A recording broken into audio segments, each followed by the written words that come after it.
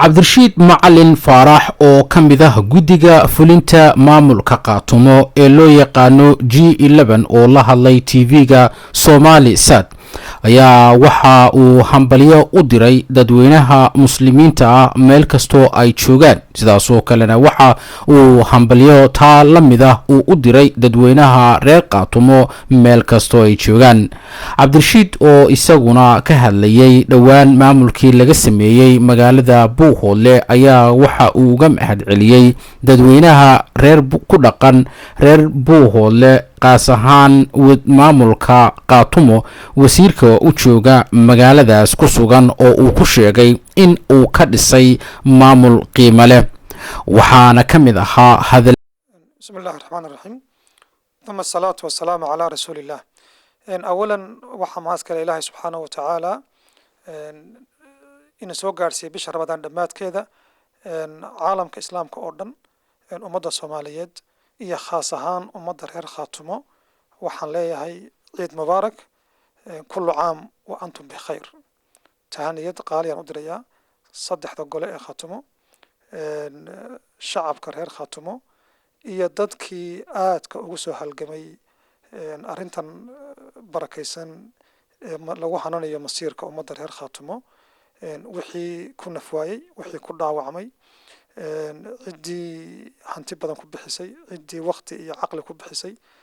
oo ay ugu horeeyaan dadka marka la soo gaabiyo loo yaqaan guuto koowaad dal iyo dibad aad baan ugu hambalyeeynaya ugana mahad celinayaa waqtiga iyo contributionka cabdirashiid ayaa sidaas oo kale waxa uu ka hadlay shirka lagu wado inuu ka dhaco magaalada Taleex shirkaas oo uu ku tilmaamay in maamul rasmi ah loogu sameyn doono maamul goboleedka Qaatumo waxa uuna sidaas oo kale ku tilmaamay shirkaasi in lagu sixi doono wixii qaladaad ahaa oo dhacay sanadkii ama intii uu jiray maamulka Qaatumo waxa uuna yiri isbedelkaas uu filayo in uu soo dedejiyo in arrimo wax laga qabto shirkaas horta waxaan awalan u mahad celin lahaa reer Taleex oo kal hore si qiimo badan ummadii reer Khaatumo u soo dhaweeyay uguna safray ka gadaala waxyaalo fara badan oo wax qabada ka muujiyay arrinta Khaatumo haddana diyaar u ah 100% inay soo dhaweeyaan mu'tamarkii ama kala fadhigii labaad ee laga bixi lahaa kala guurka maamulka Khaatumo aad baan u hambalyeynaya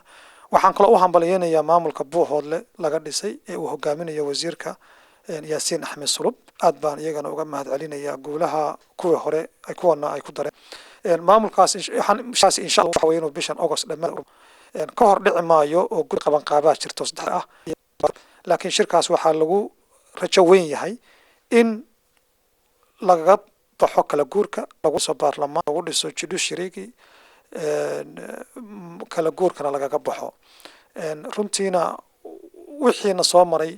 wixii aanu kala baxnay waxa ugu fiican aanu ka qaadano wixii caqabadana aanu ku baabi'ino waxyaalaha ugu horeeya oo ah maamul wanaag iyo sugitaanka amniga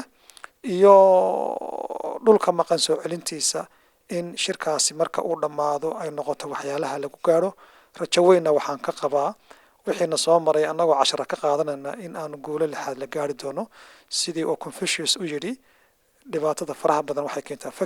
fakarkuna waa furaha aqoonta aqoontuna waa furaha faraha iyo guusha dhinaca kale isagoo ka hadlayo arrimo dhawaan ka dhacay gobolka Sanaag ayaa waxa uu ku eedeeyay maamulka Somaliland qaabka ay ula macaamilayso bulshada iyadoo markaa ku dhaqan gobolka Sanaag ama deegaanada Qaatumo waxa uuna ka yiri arrintaas sida tan horta maamulka Somaliland wax ugu ma sameeynin 22 sano hantidii loogu talagalay dadka degan Sool Sanaag iyo Cayn oo haddana loo yaqaan Khaatumo State of Somalia Hargeysa ayaa lagu biilanayay ummadaasna dibindaabiyo joogtaa baa runtii lagu hayay albaabada oo laga fujisto ikhtiyaal kala go'o lahayn iyo bandow shanta galabnimo ah dhulkaana waxa loo bixiyay disputed area dhul la isku haysto ma filayo inay iyagana dan ugu jirto geeska Afrikana dan ugu jirto in qorus xaraana ilmahooda ay siiyaan ummadii dhulka u dhalatayna la bahdilo oo la baabiyo la qaxiyo wax dana ugu jira ma jiro isku daygan ugu dambeeyna waxa weeye kan meediyaha oo xirsi marsaday in 500 oo ciidan ay soo dhiibeen intaasoo technical uu la wareegay oo runtoos oo Soomaali loogu talagalay oo caalamka loogu talagalay si ay u sii socoto ummadaas wixii loogu talagalay in aysan Hargeysa soo dhaafin oo looga dhaadhiciyo ummadda Soomaaliyeed iyo beesha caalamkaba inay yihiin dadka kaliya u leh awood iyo maamul gobolka Khaatumo haddii lahayd shidaal la soo saaro iyo haddii noqon lahayd horumar laga sameeyo inana ay soo dhaafin Hargeysa runtii arrintaasi waxaan u arkaa nasiib darro waxaan u arkaa inaysan iyagana dani ugu jirin annagana dani noogu jirin TV-ga Somali Sad Axmed Laari Minneapolis